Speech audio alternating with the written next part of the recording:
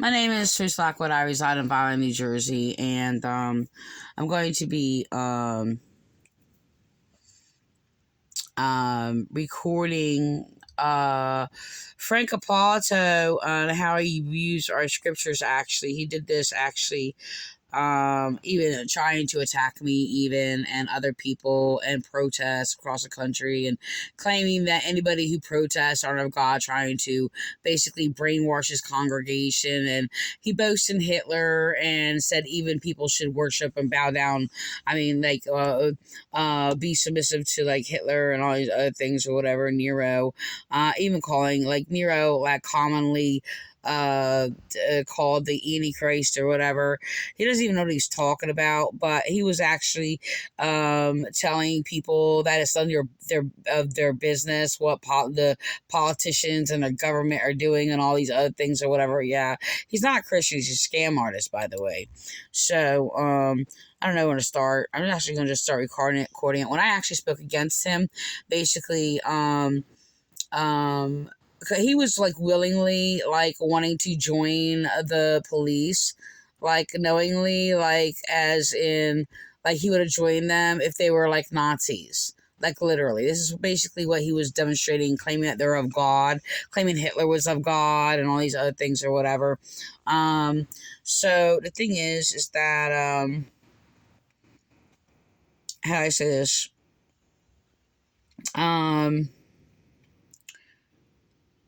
He Yeah, he was persecuting me and sworn into the Vineland, New Jersey Police Department because he was evil, by the way, and I was speaking against these churches and how they were brainwashing other people to signs of people refuse their rights and things like that or whatever. So they were abusing Romans 13, and I actually made it a big thing, like all over the line and things like that, and it was just like just being recognized that how actually police and government were actually using chaplains to pervert Romans 13 or whatever. So he was condemning the Ten Commandments, by the way, and the laws of God in the Old Testament, and pretending then he was teaching it and all these things to cover it up or whatever. Because I said I spoke against him, like speaking against law while I was a chaplain of the Vineland, New Jersey Police Department. They're not a law enforcement department, by the way. They are in fact a cult, a terrorist cult. He's been committing hate crimes against me. But anyway, when I basically spoke about him claiming that Hitler and the Nazi and all these other things or whatever, Nero and all that, were appointed by God, he basically lied to cover it up. He said, oh, he was being sarcastic. No, he wasn't. He was basically told to teach that, and actually he went along with police basically deceiving him to brainwash the people and things like that or whatever. Well, might be most likely exposing him or whatever, mocking him, but he's basically they're claiming that he represents Christianity. Christianity can only be righteous, and this is actually not true. I actually wound up posting things on my profile page and things like that God did not appoint the wicked, the false leaders and things like that or whatever, and they're not of God and they're not appointed by God and they are an abomination against God. So, and distinguishing also that Romans 13 is talking about those who basically are the righteous, such as we are. We are the ones that are authoritative. We are the ones who speak the word of God, give guidance and things like that or whatever. That people who are evil or false and oppressive people are not appointed by God. This is clearly written throughout Scripture. But he's basically, I mean, it's unbelievable what this guy says, but I'm going to record him, so... The gospel. Yep, I'm sorry, I should have refreshed it. Which will change a person's eternity. Well, then keep it about Jesus. He uses Jesus' name in vain, and he's not talking about Jesus at all.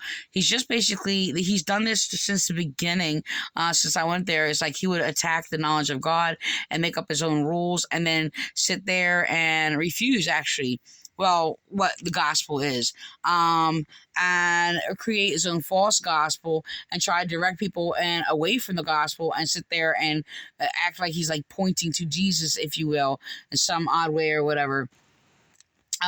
say, oh, you're not keeping it about Jesus or whatever. If you actually speak knowledge, against injustices or him and him being falsely a leader or whatever. The thing is, they had to deal with the police. Like, they sit there and boast in the police and all their crimes and cover up their crimes, brainwash their congregation to worship police, because they brainwash their congregation to worship them.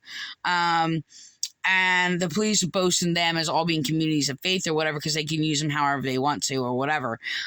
So he's actually bullying and abusing me or whatever, attacking me for speaking the knowledge of the gospel, Christian gospel, by the way, because, well, I'm Christian and he is not. And they actually hired him to continue it and to justify him abusing me.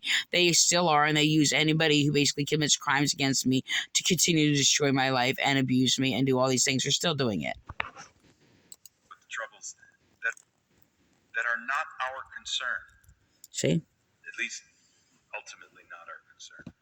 Ultimately, it belongs to someone else. It's just something to think about. I'm not giving an opinion one way or the other about immigration. Somebody was writing his words for him, and they've been doing it for all these years, and they're still doing it. And they actually set him up to expose him to get him to admit the truth that he is not a Christian. Thing to do with that. What I'm talking about is our perspective, our priority to reach people for Jesus Christ. That's our concern. And he's not doing any such thing. We elevate it. And that's where we get our American thinking very confused with gospel thinking. So put it right, keep it right, and you'll find, though it's hard, because believe me, I've been under my own little experiment for the last 4 or 5 years or so. It's very difficult to maintain a level-headedness when all I want to do is lead people closer to Jesus Christ. That's all I want to do. Since the beginning that I met him, he's been speaking against Jesus Christ. So he can't do that. And he's actually never even had any knowledge about Jesus Christ until I actually encountered him. So I'm actually going to back up a little bit, because he admits that he is not Christian, that he's not. I think somebody might have set him up on that. Ultimately, it belongs to someone else. It's just something to think about. I'm not giving an opinion on everything. Let the U.S. government deal with the border.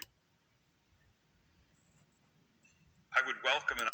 It's a different way of a different perspective. It's all perspective. And if I were a Christian, which I am, I would welcome an opportunity to minister to someone who may not know Jesus Christ, because that's all that's important to a Christian. That's the government we work for. That's the government we are to be thinking about above everything. Let the U.S. government deal with the border issues. In the meantime, I'm going to give them Jesus, whoever comes our way. Do you understand that? Oh, we can have an opinion, but if you want to be heard with the gospel, which will change a person's eternity, well, then keep it about Jesus. Let the politicians deal with the troubles that are not our concern. At least. This is not our concern. See, these false ministers, by the way, they sit there and they'll preach a lot about against like politics and stuff like that and government. Actually, he basically is saying that all the government is of God. So he's basically he's very confused, very hypocritical. But he was one of the ones where they were all sitting there saying, oh, well, basically worship the government, right? Said that you're not allowed to speak against the government, which is not true. And then sat there and was speaking against the government when COVID came out or whatever, and was hyping up all these things and acting like pretending they're being persecuted or whatever. And then like attacking like wearing masks and stuff like that and claiming it was leading to the mark of the beast and all these other things. Craziness, which is antichrist. Christianity doesn't speak the crap that he speaks. It's unbelievable. But I'm going to go on. I'm going to go back. I might back up. So something to think about. I'm not giving an opinion one way or the other about immigration. It's got nothing to do with that. What I'm talking about is our perspective, our priority to reach people for Jesus Christ. That's our concern. He's never did any such We thing. have to elevate them. They just say Jesus. That's all. He takes people's money. That's all he does. He's a thief. We elevate it. And that's where we get our American thinking very confused with gospel thinking. So put it right, keep it right. And you'll find, though it's hard, because believe me, I've been under my own little experiment for the last 4 or 5 years or so. It's very difficult to maintain a level-headedness when all I want to do is lead people closer to Jesus Christ. That's all I want to do. And I see things going around that I don't always agree with. I want to speak out on them. And then I think to myself, who's going to listen to me about those things? But a few people may listen to me when I tell them about Jesus. He's just full of it. And the thing is, it's just like, speak out. He speak whatever he wants. But is he allowed to sit there and mind rape people? What he does say? No. He doesn't ever speak about Jesus Christ. So that's typically what we feel or what we believe. But there seems to be a place where God appoints certain individuals for certain things. But I don't think that was to be the pattern of a nation. We're not to continue to be rebels. But those rebels created a land and a nation and established a law, a constitution. And now we operate under the parameters of that law, at least rendered to the Lord in all matters. Mission to authority has to be trained or learned. Feel you've been wrong. You don't have to take that vengeance out on anybody. 12 into chapter 13 remains somewhat consistent. It's connected. And so he says, let every soul be subject to the governing authorities. And you don't want to take your vengeance out on anyone. Let the authorities handle it, is the idea. The authority number one is the Lord, and that's where this first verse is going to go. And so he says, leave it in the hands of the Lord. Leave it to the Lord to deal with things. He can do it a far better job. And the idea is the Lord has put in place a system that's supposed to protect you if you feel you've been wrong. You don't have to take that vengeance out on anybody. Leave it to the system that is in place. So let every about all say such crap. Our system is like broken because, well, and corrupted because of people like them, by the way. And they like to sit there. It's kind of like those people who sit there. Oh well, vengeance is the Lord's, and they're like, give it to the Lord or whatever, to sit there and ignore you and avoid or suppress you from actually doing or saying anything about it. And the thing is, like, quoting like vengeance is the Lord, I will repay, or whatever, and things like that or whatever, and doesn't realize, well, when that is quoted basically and spoken about, that was actually Moses, right? And basically when they took action in a war, in a battle, by the way. So every soul includes every Christian. Christians are not exempt from governmental authority. We don't have permission to say, well, I submit to God. I don't have to submit to you. Yes, you do have to submit to the governing authority. That is part of God's plan for a society. Submitting to government authority of God is submitting to what is right, a true knowledge. And the thing is, they take Romans 13 out of context. I just want you to know, actually, they had to write a whole thing on this because it should not be actually isolated, but because because he attacked the commandments or whatever. But know that the authority and submitting to the authority of God is doing right, okay, and listen, command or whatever. But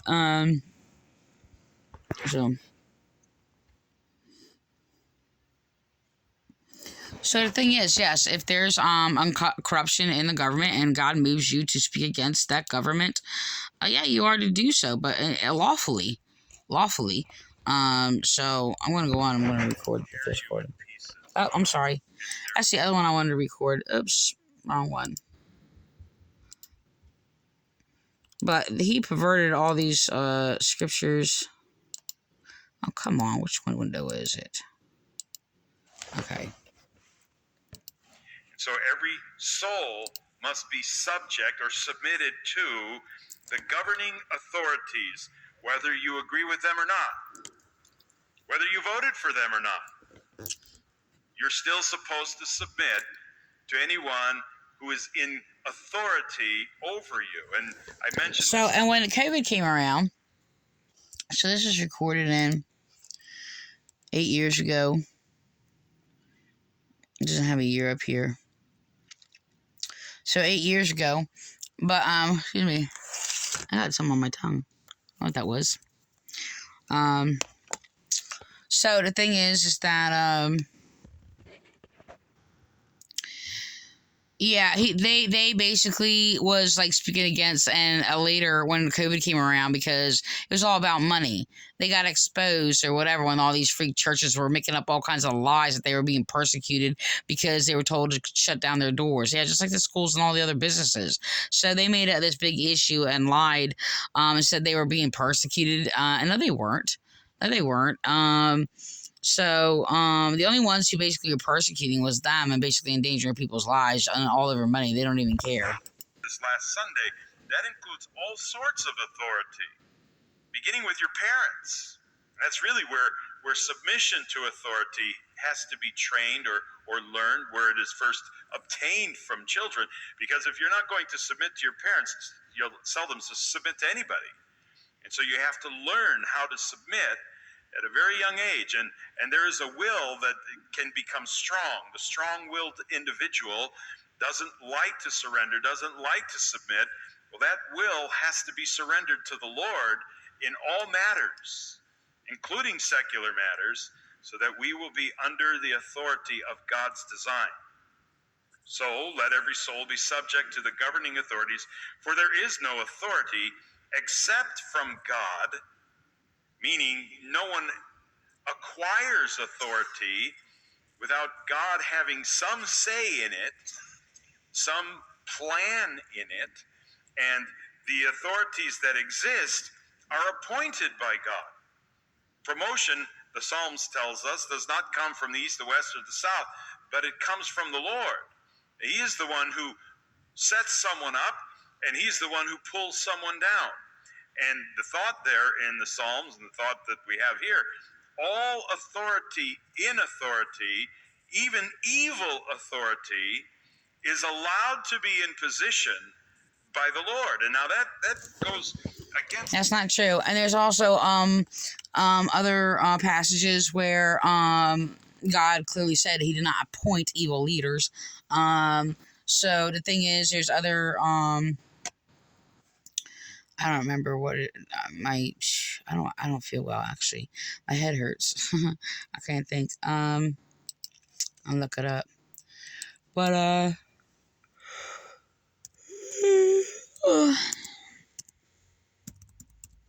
but appointed evil leaders are not of God. So he's not actually appointed leader of God whatsoever. And the ones who are persecuting me for righteousness, because I am a true minister of God. We are refused rights, by the way. Yeah, I don't know if I can focus on this.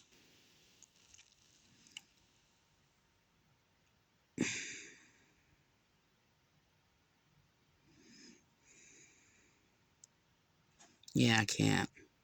I sit there and looked up and pointed. I'm not.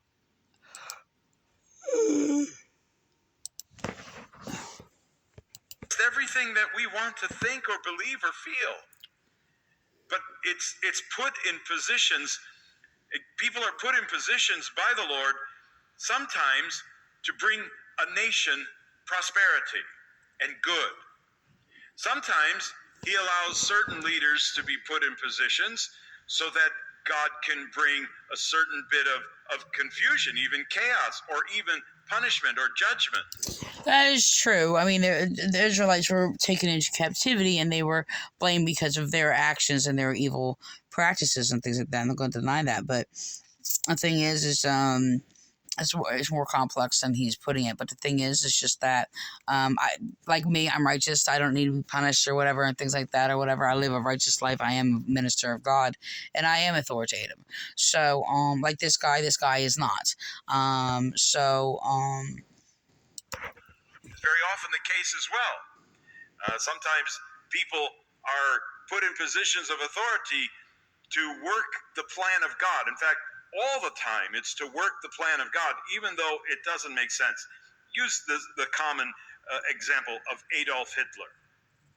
Adolf Hitler, evil man. Some might argue even a demon man, a demon-possessed man. How is it possible that God had a hand in that? Well, and I know it doesn't sound right, it doesn't even feel right, with all that he had done against the Jewish people, against not just Jewish people, all kinds of people who didn't agree with him. But in particular, his hatred for the Jewish people. Do you realize how spiritual that is? That's a spiritual hatred. And in many ways, Hitler and his menacing military, his menacing government, made it possible for the opening of a new nation of Israel in 1948. All of it was part of God's plan. He was able to bring good That's a bunch of bullshit. out of something so horrendously terrible. So God has a way of doing things that we don't work like he works. He was teaching the false idea of twisting of the Calvinist false version of predestination, and they twist it and sit there and claim that everything was God's will and all these other things or whatever, and he was promoting things like this or whatever. Then he basically later, not too long ago, like months ago, whatever, not too long ago, they were sitting there claiming, trying to cover it up, claiming, oh, that's what you think. Yeah, I think right. Okay. So, these people are unbelievable. It's really disgusting. But he was willing to serve like the terrorists of Vineland Police and other evil, and he also did cover up the heinous crimes that Vineland Police committed and still are committing of the Vineland, New Jersey Police Department, and continued to sit there and justify them and all these things as he colluded with them as they were committing hate crimes against me. I even told him that they were while I was attending his church or whatever, and what they did, some of the things or whatever, and he was sitting there and he like joined them or whatever to sit there and cover up the evil of police. So he is an abomination. Fortunately so, because we don't have the authority or the power to do what he can do. He's a Stalin Italian. We can't do that, but he can.